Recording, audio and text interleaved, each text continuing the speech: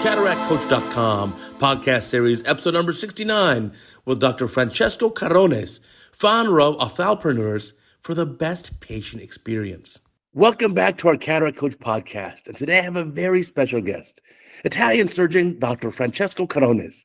Now, he's been involved in refractive surgery, the whole spectrum, corneal, lenticular, everything in between, for many years, even going back to the birth of the excimer laser, way back at the very beginning. Now he set up an amazing meeting called Ophthalmopreneurs for ophthalmologists to become entrepreneurs and really understand the business aspects of ophthalmology. He has a great meeting that's had an inaugural year this year, and I'll be at his meeting next year in Sicily. So, Francesco, welcome to our podcast. Uday, thank you so much for inviting. I'm very happy to be here. I've seen so many podcasts as regards cataract coaches, so happy to be part of it at this point. Oh, thank you. No, I heard that originally you wanted to be a cardiothoracic surgeon. How do you know? That's true. How did you end up in ophthalmology? That's a very big difference. That's a very true story. When I was doing medicine, when I was studying medicine, I did not want to do what my father was doing, not to have any sort of competition or emulation, that. And so I was very interested in the aggressive surgeries like a cardiothoracic or reconstructive surgery and all of that. And then I had to change my mind because since the very first autopsy that I had to attend and going on with the internship in the different surgeries, I was passed out. I was disturbed by the view of blood, and I was completely impossible to consider these surgeries as part of my job. And at that point, my father said, "Why? Come and see my surgery," and which is very elegant, no blood, microscopes, and all of that. So I joined him a couple of times in the surgery. I was feeling extremely good, and I said, "Okay, I may give a try to ophthalmology," and this is where I am now. Oh yeah, I had a similar experience. So, my father was not in ophthalmology. But when I was in med school, I saw all the different surgeries, and there was just an elegance, a beauty, especially for me at that time, was cataract surgery. And so I was like, wow, I definitely want to do this. Yeah.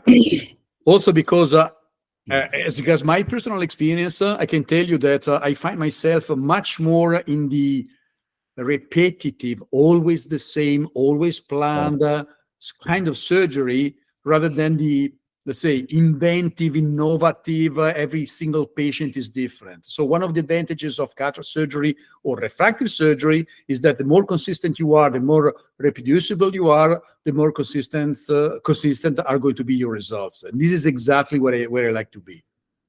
Well, me too. And obviously the precision also is there. And we try to basically perfect the surgery, every little tiny step. Now, why in ophthalmology, why refractive surgery?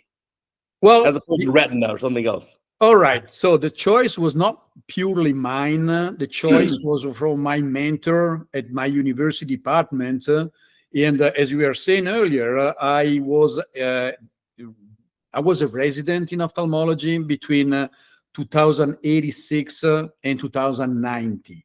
So exactly when the excimer laser was launched, and my mentor was telling me, the hospital is very full, we have many doctors, but there is new branch that may be interesting to you. We do not do it yet. If you want to take care of it, I'm going to assign you with refractive surgery. And I said, wow. Well, why not? And that is where I started doing refractive surgery, and I always kept on doing refractive procedures. I mean, even cataract surgery, I like to call it a refractive procedure, because the real procedure that we do is replacing the lens with an artificial one. So I like to call that procedure as lens replacement for cataract purposes, not really cataract surgery. But then you can have other reasons for replacing the lens, like refractive purposes or dysfunctional purposes and all of that. But I really like to stay on the refractive side of the matter. Not saying that technically cataract surgery does not involve also skills as regards technical skills for better removing, for risking less and all of that. But I see the refractive ending of of the story. The procedure has to bring a refractive advantage to the patient. So you look at it from a different perspective. So you say, well, it's lens replacement surgery, and we may replace the lens because it's a cataract, it's too opaque. We could replace the lens because it's dysfunctional, very presbyopic, or not transmitting light appropriately, or we could replace it for a purely refractive reason. You have a 57-year-old patient who's a +4 hyperope. The best way to treat that is in the lens. Exactly. Or we may replace a lens because it's malpositioned, and I'm referring, for instance, to the Marfan syndrome cases that we treat, and they can see well, but they need to have the lens replaced because it's not in the proper positioning. So this is exactly what I tell the patients. Whatever is the reason for them to undergo, let's say, lens replacement, that is the procedure. The reason is different. Right. Cataract, refractive, and all of that. The procedure is lens replacement, and so the target is refraction. I like that way of thinking about it, because you're right. I mean, the most commonly performed refractive surgery in the world is lens replacement, which we are calling cataract. Maybe I should change it to lensreplacementcoach.com instead of CataractCoach.com. I better register that URL. No, I really like to tell the patients, cataract is your pathology, but I'm not doing cataract surgery. I'm doing lens replacement, because actually what I'm doing is to take your lens, which is opaque, out of your eye and replace it. This is the way they explain the patients about the procedure. That makes sense. Like if you do, let's say, hip replacement surgery, you're not talking about the disease, you're talking about the procedure. The procedure is, of course, lens replacement surgery. Now, you finished your training in 1990. Correct. And so that's like the birth of this. That's right when the excimer laser started to gain in popularity, where we decided to stop doing radial keratotomy. So exactly. You were there from the very beginning. Exactly. The first excimer laser that came to the hospital where I was doing my residency arrived at the end of 1987, actually. Wow. And we started with the PRK. I don't want to make commercial brands, even if these brands do not exist any longer.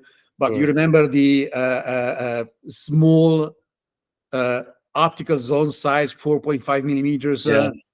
That was available at that time, and we were crazy enough to perform corrections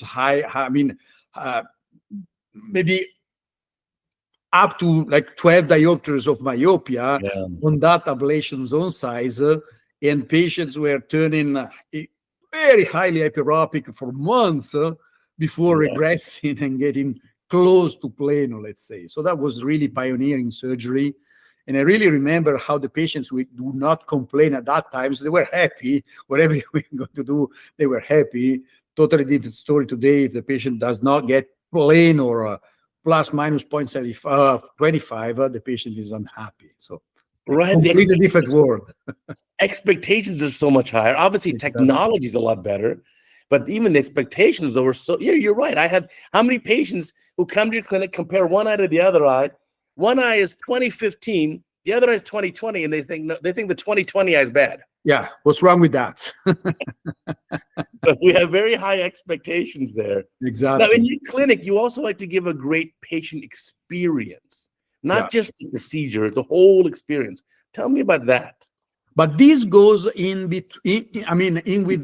ophthalmologist umbrella. So I really think that patients deserve whatever is the best technology, the best approach, the best experience, and this may go, considering the best procedure, the best IOL to be implanted, but also the way that we deal with the patients, the way that we treat them, the way that we, interact with them.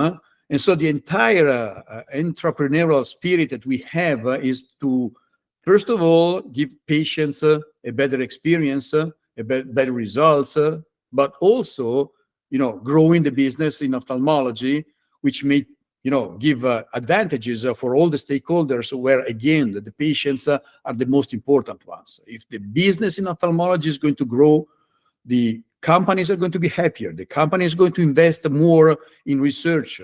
The ophthalmologists will be happier because they get more revenues from their job. the patients will have benefits because they may take advantages of a better service, better devices, better procedures, and everybody's going to be happy. It's a win-win situation. Yeah, if you look at the worldwide incidence of refractive error, only a tiny, tiny percent is being treated with surgery, which is so effective and permanent. So how can we grow it to a bigger number, a bigger percent? Well, I like to tell everybody that we ophthalmologists or them as an industry focused in the past pretty much on getting a bigger share of the small market they or we used to have. The perspective that we should look at is totally the opposite. We may maintain the same market share, the same, pizza Percentage. slice. Yes, or if you put it in a pie format, the same slice of the pie or the pizza. But if we have a much larger pie, everybody's going to take benefit. That's the key that I'm trying to promote. So not really competing, but align with all the stakeholders, industry, other doctors, other practices, let's say also investors or private equities as well. I mean, we cannot forget now that there are much bigger investors in this field in ophthalmology that we used to play with 10, 15, 20 years ago. And it is worthwhile to have them aligned with the concept that making money is not a target unless we provide better services, unless we provide better options to the patients. So this is why in the ophthalpreneurs, we like to involve all these different stakeholders, not just ophthalmologists, not only the industry, but also, as I said, the investors, the administrators, the staff. So every single piece of the business has a role and should play the same. Yeah, I think you're right. We made a mistake in the past of thinking about, of our small pie, let me get a larger slice. Mm-hmm. But what makes much more sense is growing the entire market, growing the entire pie. Even if your percentage stays the same, everyone has grown. Because in the worldwide, I think it must be single-digit percent of patients who have refractive errors get treated with surgery, with refractive surgery. Yeah. So we're just at the beginnings of this. Yeah, exactly. And you know what? The internal competition that patients may see in our websites is just detrimental. Because for as long as we are going to, let's say, advertise, my practice is better than yours, or my technology is better than yours as the competitor, patients will be always confused.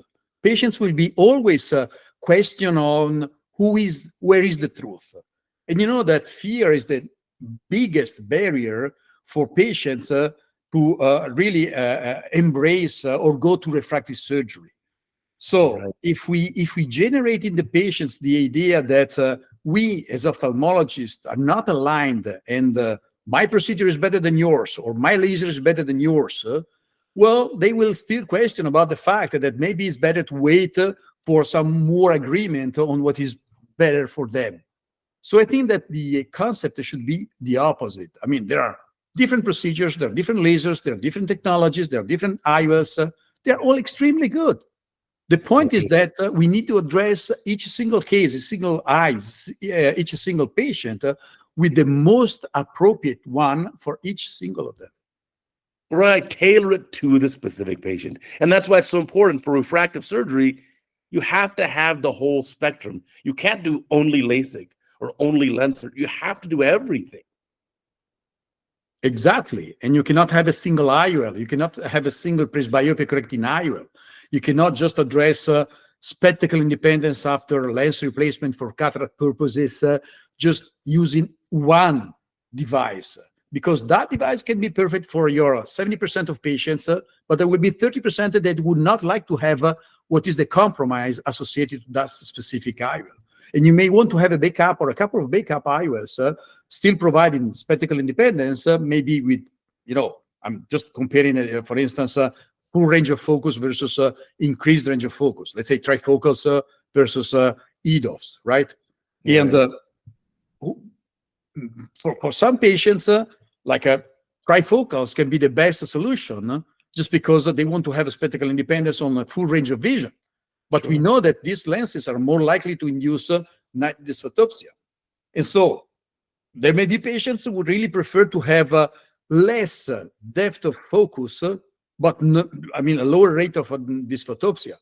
And even in between the categories, let's say trifocals, there are different options. It's not all the trifocals are doing the same. So I am a fan of providing the patients with different options, not only in terms of IOL categories, but also within the same category. I think there are differences that justify, customizing what the patients like to have. Right, to have more tools in your toolbox. Exactly. So again, I think you're right. It's better to have more options so you can choose a more specific outcome or technology for that patient. Now, you've also had Presby LASIK done. Tell me about that. Yeah, I had Presby LASIK. Now it's 5 years ago. I was struggling with my reading glasses, and I did the very common mistake of the ophthalmologist who thinks he is the best in the world and does not need any kind of diagnosis. And that was me or myself. So when I had my Presby LASIK, I assumed that I was plano, and I did my Presby LASIK, and I saw not only the results fading away, but also I realized that the dominant eye that I did not treat, that I did not have treated, was losing distance vision. So there is where I realized that I was slightly hyperopic as well. And with my loss of accommodation, I was fading. I was losing the effect of Presby LASIK because my latent hyperopia was showing up. So I ended up having an enhancement in the eye where I had Presby LASIK, and a LASIK procedure on the other eye to fix the almost 1 diopters of hyperopia that I was suffering from. But I did not even refract myself. I did not even cycloplegic refraction, obviously. I was just giving for sure that, I know who I am. I know where I am in terms of vision, and I'm just plano. So just have one eye treated with the Presby LASIK, and I'm going to be happy. Well, the end of the story is that now I'm stable. It's 3.5 years after my enhancement. I can read the 2015 in my dominant eye. I can read the distance 25-ish with my non-dominant eye. My let's say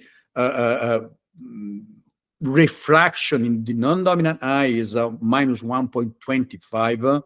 Okay. And as I said, this with Presby LASIK allows me to still read easily 2025 under good light conditions, but I can read 40 centimeters. So I think it's an excellent procedure for patients in between 50 or 45, let's say, to 55, 60 years old. I like to say also what George Waring used to say: refractive surgery is a journey. I know that my journey is not over. At some point, I will have to undergo lens replacement, but Presby LASIK provides a very nice, bridging period in between 45 to whatever the age cataract surgery has to be done. Wow, I like that. The refractive surgery is a journey. That's George Waring III, who passed away maybe 5-ish years ago.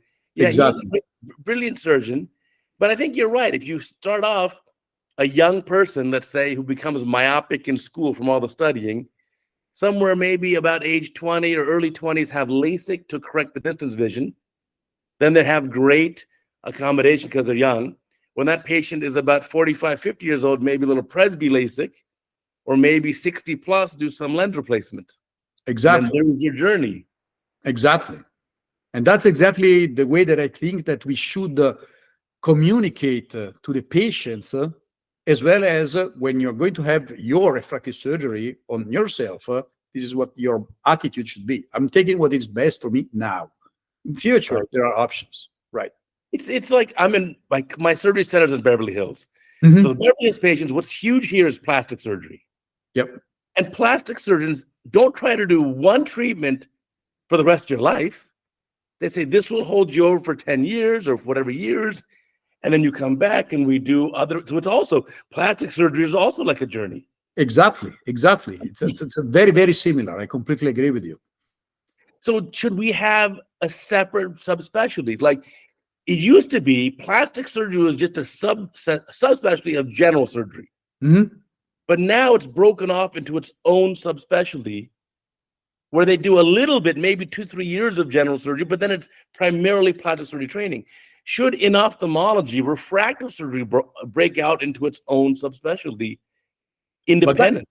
That's the dream for refractive surgeons. And there is an organization called the World College of Refractive Surgery and Visual Sciences. I'm a fellow like you. Right. So as an organization, we are trying to drive this avenue and trying to move not only the ophthalmologists, but also the public opinion on the fact that in the same way that patients asking for aesthetic surgery, let's say, would never go either to the general surgeon or to the cardiac surgeon, but just to the refractive surgeon. That should be the same for patients seeking for spectacle independence. They should go to a refractive surgeon. And many of the refractive surgery procedures done worldwide are done by what I like to call the dabblers, right? Or the Friday afternoon surgeons, meaning that they just dabble in it. They do a little bit here and there. Exactly. This is good for for them, but this is not really good for the patients and for the public opinion, because refractive surgery requires a lot of skills, and most of the skills are not technical. These are not skills that you are having in your hands. These are skills that you have in your brain, in your mind, in your planning way, in your, whatever is not really surgery. And these skills are not taught basically in residence or fellowship programs in most of the world, right? So what I think it would be very beneficial for the entire refractive surgery movement is homogenizing the curriculum, homogenizing the programs for teaching refractive surgery, having the entire world aligned as regards what is refractive surgery, what are the different technologies, how do we perform it, but also how do we establish that mindset that brings the hands working with the brain and with the planning that it is typical for refractive surgery. Yeah, you bring a good point that there's very little teaching of refractive surgery in residency and most fellowships. So people like you and me, we're self-taught. Yeah. There's no other way. So I think to have a curriculum that's very structured would be very helpful, especially for the young surgeons. Cataract Coach listeners in general tend to be younger ophthalmologists. I have the whole spectrum, but there are a lot of young ones. But I think you're right. It'd be nice to have that curriculum. And I think the World College of Refractive Surgery is really working hard to achieve that. Exactly. And unfortunately, outside of the United States, most of the university departments do not really perform refractive surgery. Just because refractive surgery is not reimbursed by the public health systems. And I'm giving Europe as an example, the entire ophthalmology business goes or lives thanks to the national health systems. So typically, the big institutions, the big didactic institutions in Europe do not teach refractive surgery because they do not provide refractive surgery.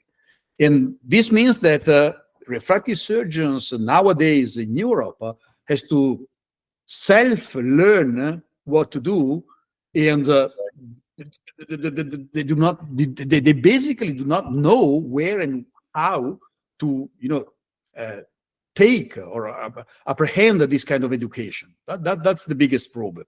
So I think that a global program, a global curriculum, able to homogenize the way that refractive surgery is taught can be very beneficial for these ophthalmologists who are eager to learn it, but they do not have many chances. I think you're right. I think I'm excited to see where this goes. And for the young ophthalmologists, we're at the very beginning. Don't think that you missed the train on refractive surgery. It's huge, and we are still such a tiny percentage of it. I mean, if you think of glasses or spectacles, and let's just change fields. Let's say orthopedics. If you say, okay, patients with, bad joint disease, they can use crutches to help them walk. Or you could have a surgery and fix the problem. They don't choose the surgery. But here, when it comes to refractive errors, we say, well, for refractive errors, you can just wear glasses, these plastic or metal things on your face forever. Or you could just fix the issue. Exactly. And to stay in your main, not field of expertise, because you are expert in almost everything related to ophthalmology, but on the CataractCoach podcast, consider lens replacement surgery or cataract surgery, whatever you want to call it. That is a procedure where we have to do something. It's not a choice by the patients undergoing cataract surgery when they have cataract, right? Correct. And visual rehabilitation is not just taking this opaque lens out of the eye and replacing it. Rehabilitation means giving these patients the best possible options according to their needs, their expectations, their lifestyles, and all of that. So I think that the 2020 or 2030 cataract surgeon, let's say purely cataract, should have skills to really address patients with presbyopic correcting IOS as well as toric IOS on a routine fashion, as to really give the patients what is even mandatory to do. I mean, it's like if you need glasses, you want to have everything corrected, right? If you're going to replace an lens, you want to have everything corrected. Why not? Of course. That's the philosophy. It's sometimes difficult to convince, even in my clinic for patients. You'll have a patient come in and say, I just want a plain cataract surgery, nothing refractive, don't address my astigmatism. And I'll say to the patient, this makes zero sense. If I'm already going inside the eye to remove the lens, the cataract, let me fix the spherical error, let me fix the astigmatism. If needed, let me address the presbyopia, all at the same setting. Exactly. And I acknowledge that correcting presbyopia still involves some sort of compromises because we say it's a short blanket, right? So if you privilege the spectacle independence, you're going to compromise a little bit on quality of vision and dysphotopsia, and vice versa. But there is no reason for not trying to address the other issues. I mean, astigmatism correction, I think, is a must. I do not consider astigmatism management during, lens replacement surgery as an option. That is mandatory because there is no reason for leaving astigmatism behind. I mean, there is not a single reason for ending up with the patients having more than half of the diopters of astigmatism. No patients will take benefit from that. Right. No, that could be a challenge. Although I have one example of a patient who came in to see me for lens replacement surgery, cataract surgery. Entire life has been plano minus 2 diopters at 180. Mm-hmm. The challenge here is the patient always walks around without glasses because the patient has 2 focal points. In one meridian, plano, and the other meridian minus 2. And the patient's used to walking around with uncorrected astigmatism. So how do I address that patient? What do I do? Right. This is a very good point. When these patients are refractive patients, meaning that their vision is not significantly compromised, I really believe that is kind of mandatory to test with contact lenses how their vision would be after surgery. This is something that we do on a routine basis.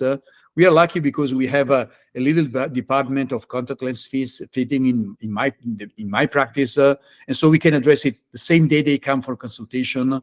But you're right. Sometimes these patients may not be happy when correcting something that has never been corrected for all life.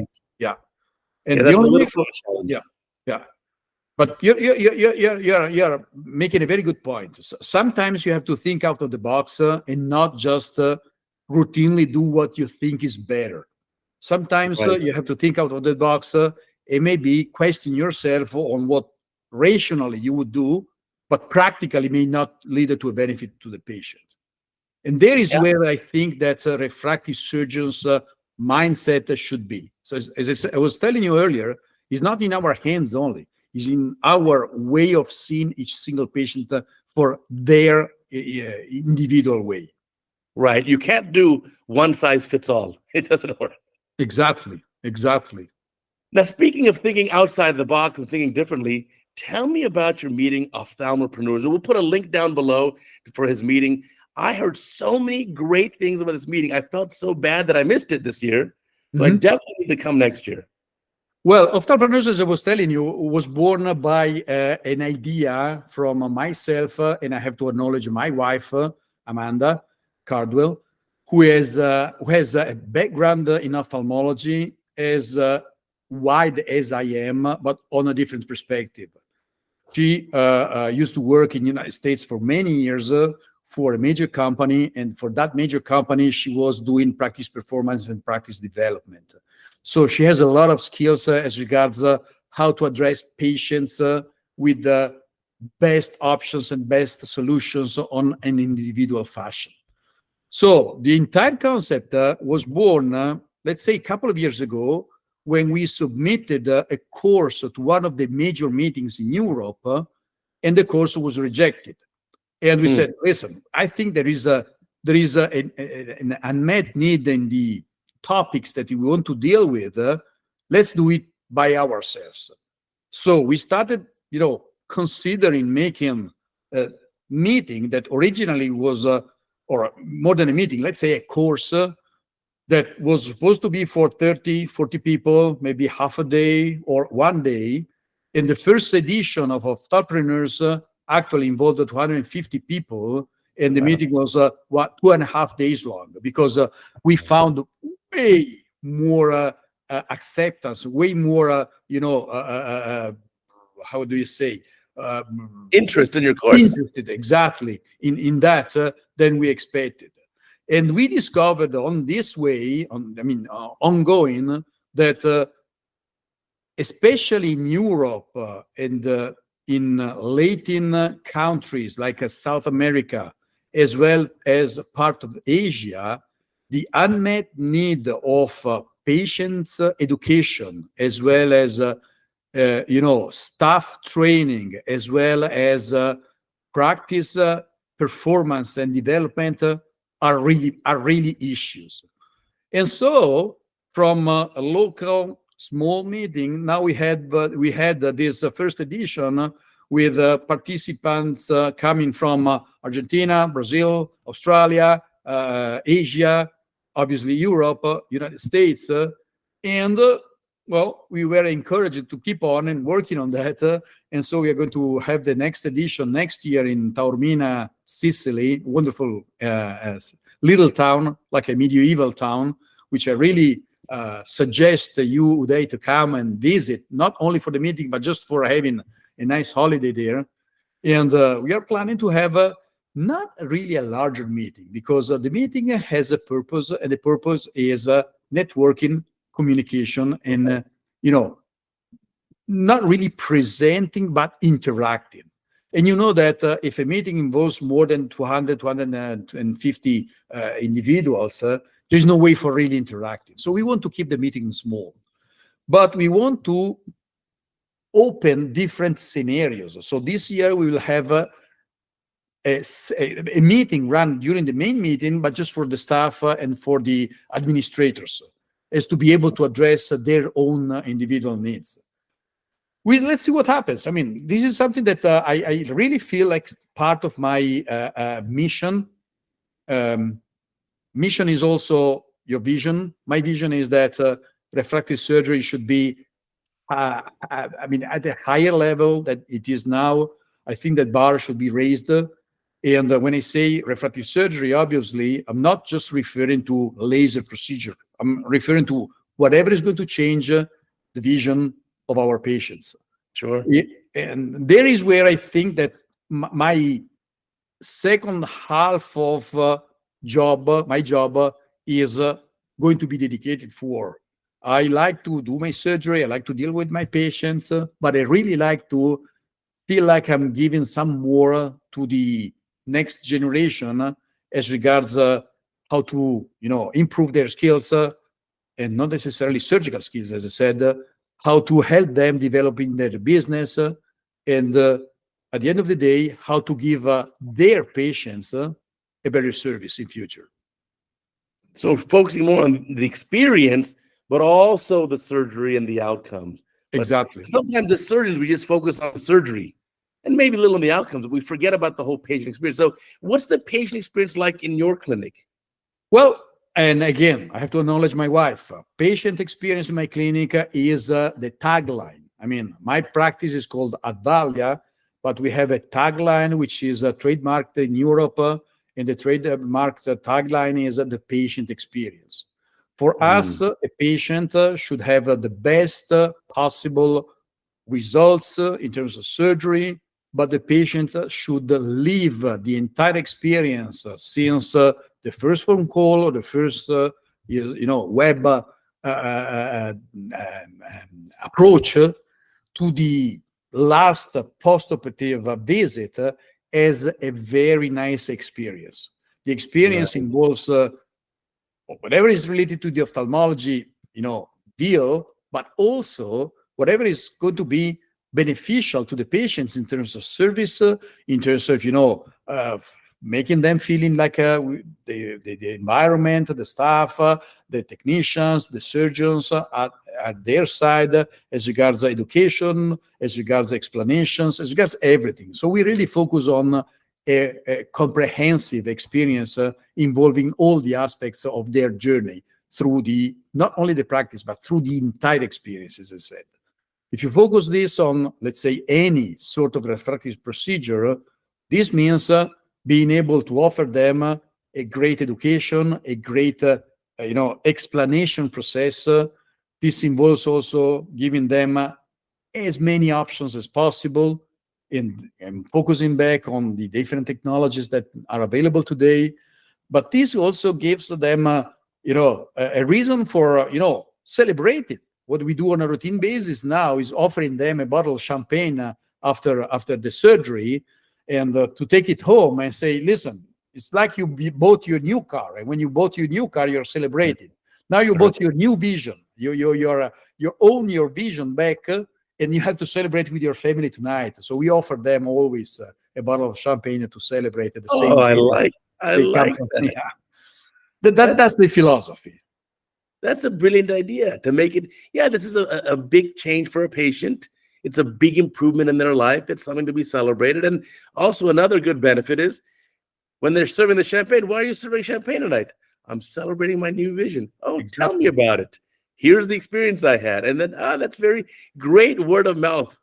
Yeah, good marketing. And I can tell you, marketing-wise, it's not reason, but it is a marketing tool. I mean, we have patients who are coming and saying, when is my bottle going to come? Because someone else told them that we are going to get it. Oh, that's fantastic. No, it sounds like it's a great experience, because I've also figured that, and learned in my practice, the barrier to refractive surgery is not cost. It's patient fear and patients who don't understand. Exactly. And if we can work together to educate the patients, help them understand, and help alleviate their fears, then they're open to the refractive surgery. And price is really not the sticking point. Exactly. I completely agree with you.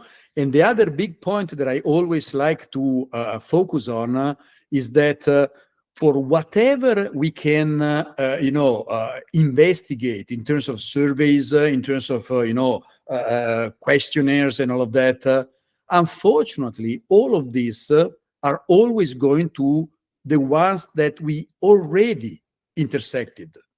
You see what I mean, right? The patients who already came to the practice, or the patients who already are in the, like the softwares we use to track them and all of that. But the huge population that we do not intersect with are those who are not coming, are those who are still too much worried or reluctant or worried about showing up. You see the point? And so Yes, sure. that group of patients is the huge reservoir, the huge container where we may bring benefits and they take benefits from, right? And so there is where patients or previously treated patients may really do a better job than what we do.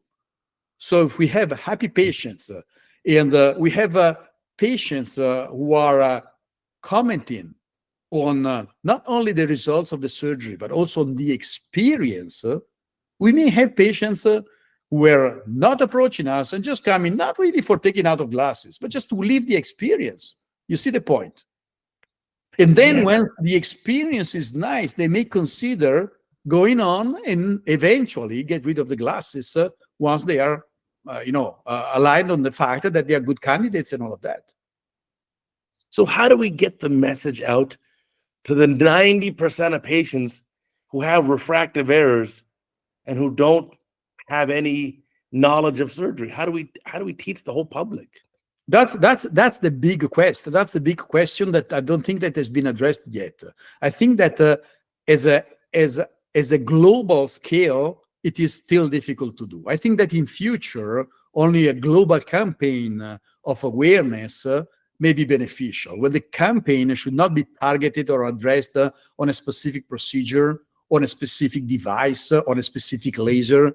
The campaign should be refractive surgery is safe. Refractive surgery means a lot of different procedures and no one is better than the others. Your doctor is going to tell you what is most appropriate for you. The campaigns should involve all the stakeholders. The campaigns should start from the companies in terms of funding, for instance, but also in terms of communication.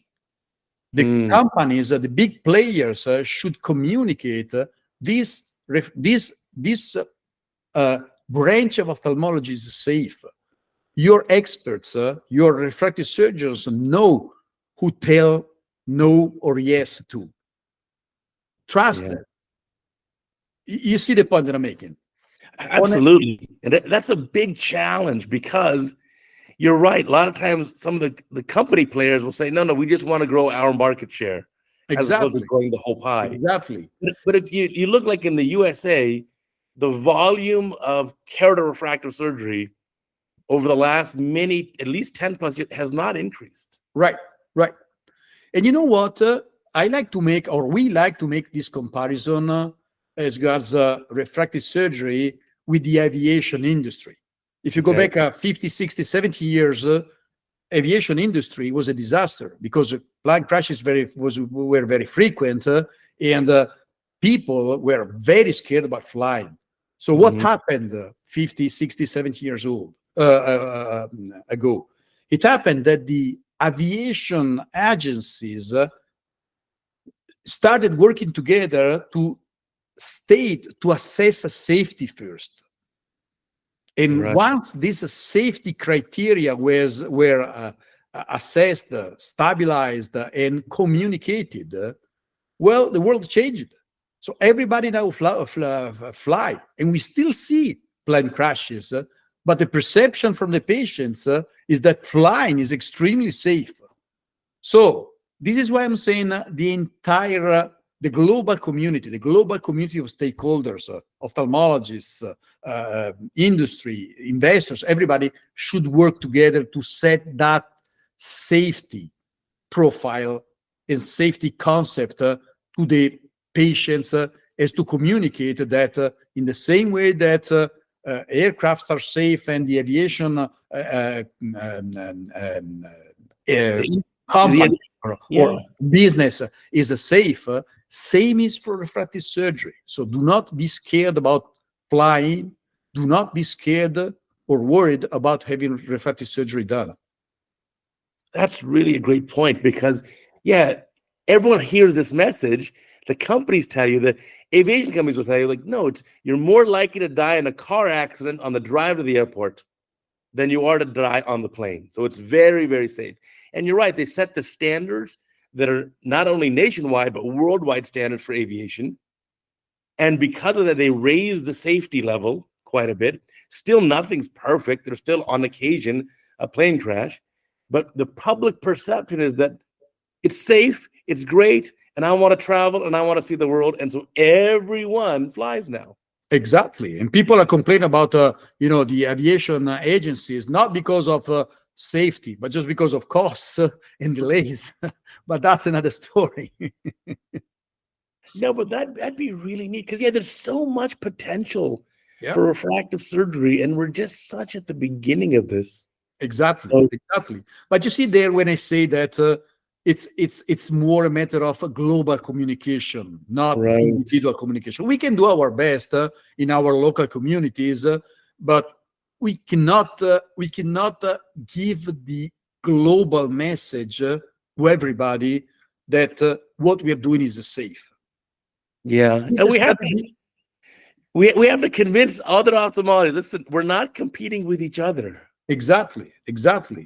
Or there is competition, but this is not the point. The point is that, and I go back to the same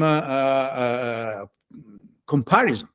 The aviation business is competing, Sure. but no one is saying my aircraft is safer than yours Right.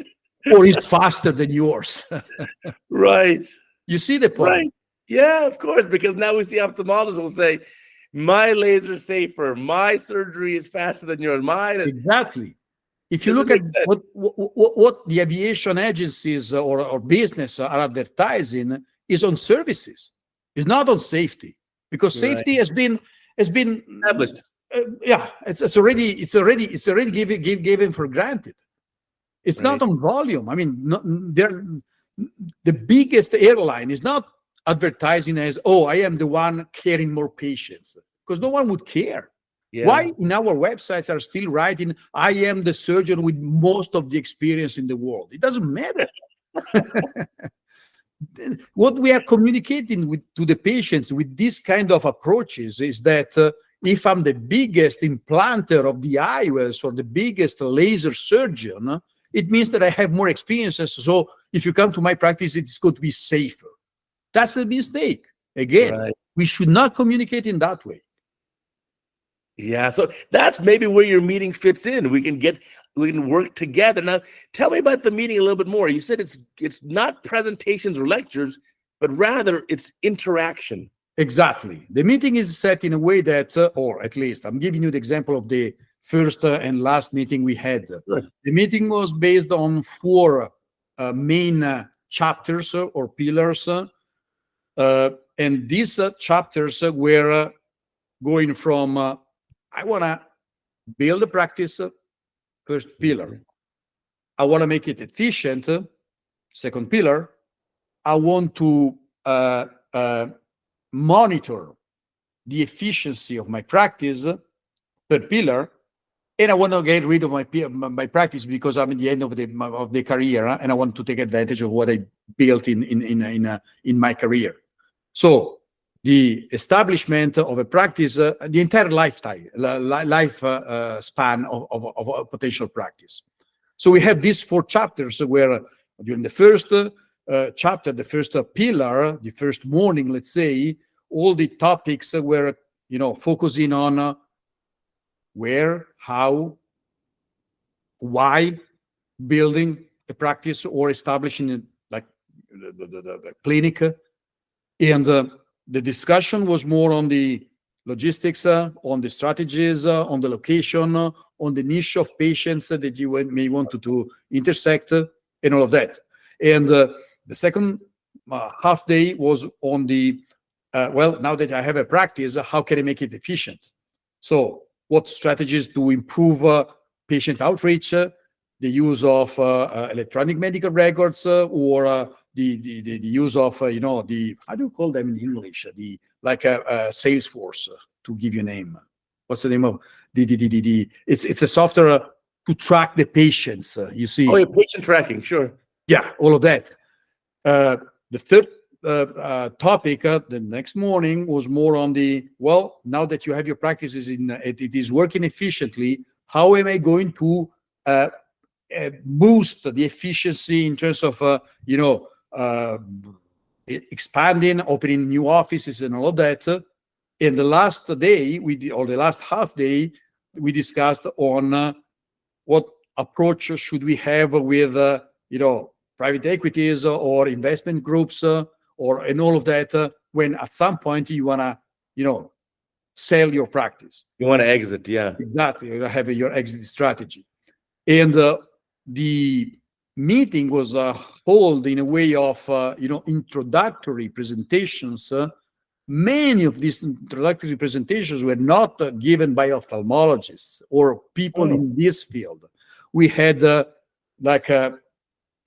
university professors for psychology, bringing their point of view on how to interact with the patients.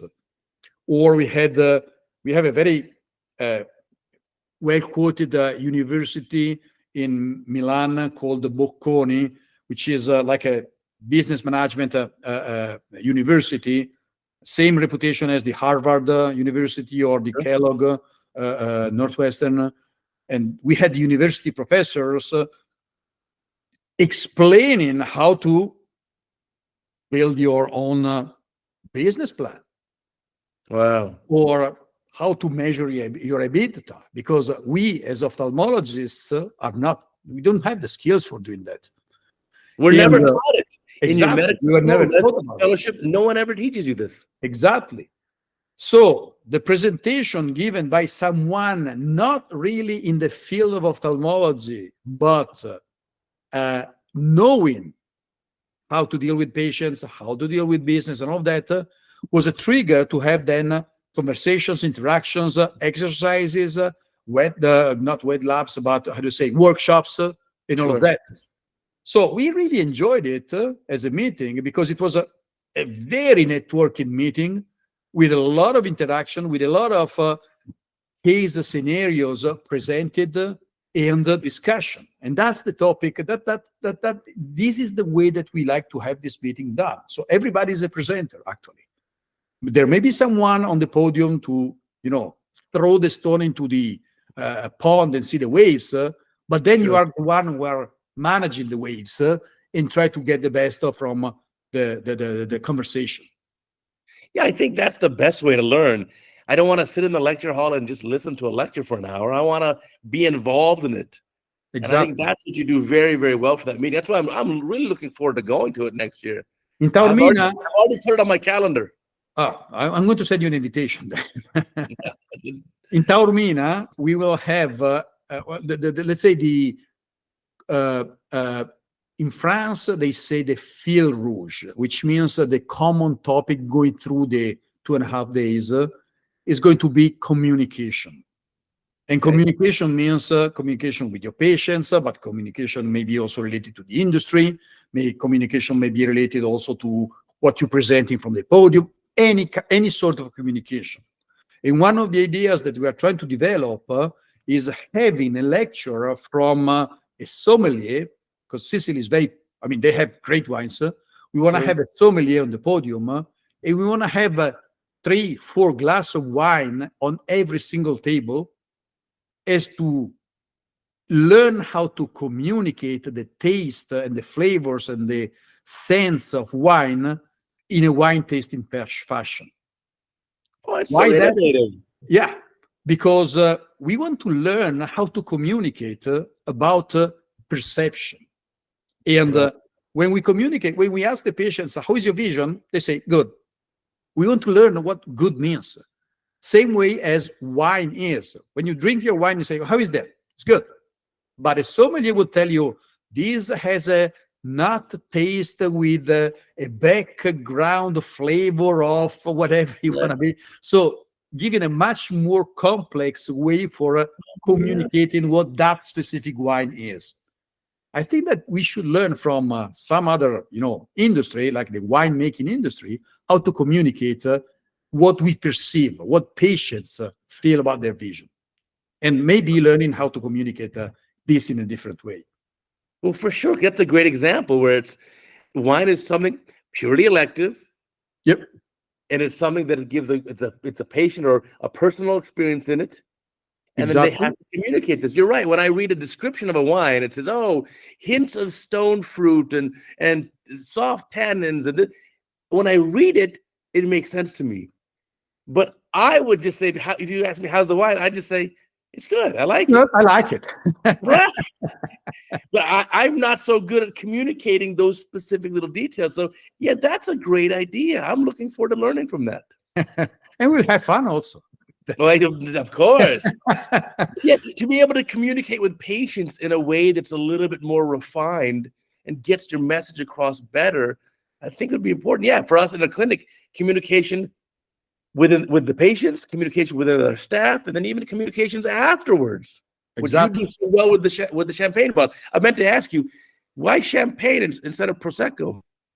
Actually, we are giving, I'm referring to champagne. We are not giving prosecco, we are giving an Italian wine that is not prosecco, but it is made in the same way that champagne is made. Oh, gotcha. We call it spumante. It's the Trentino spumante. Exactly. That makes more sense. I said, wait, why is he giving away French wine? No, it's Italian. We are not giving French. You're right. We are giving Italian, but champagne for communicating is easier than saying Trentino spumante doc. It is more complex. Oh, that's fantastic. Well, I'm looking forward to the meeting. Again, I'll put a link down below if people are interested.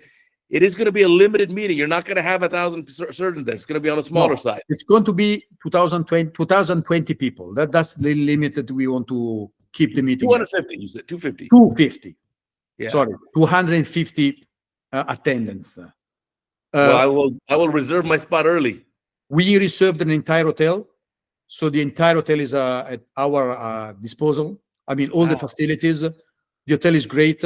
It's a resort on the sea. I mean, you do not even have to cross a road to get to the sea. It's in a location that it is fantastic. Taormina is an ancient city, as I said, and it deserves I mean, just the city deserves a touristic trip there. And we want to keep the spirit of, a community as we had during the meeting we had this year. So we want to have all dinners together, all lunches together, all breakfasts together, as to build a community that is going to speak for 2.5 days on how to make the things better. Fantastic. And that's going to be April 2025. April next year. April 10 to 13. Of next year. Yeah. So put it on your calendar, everyone. Francesco, I want to thank you for doing our podcast. What a great time talking to you. I learned so much. I definitely look forward to interact with you a lot more at your meetings. I'll see you at the ESCRS coming up in Barcelona. And again, I want to remind our viewers and listeners, we got a new Cataract Coach podcast every single Sunday. And of course, we still got a new Cataract Coach video every single day. So until next time, we'll catch you later.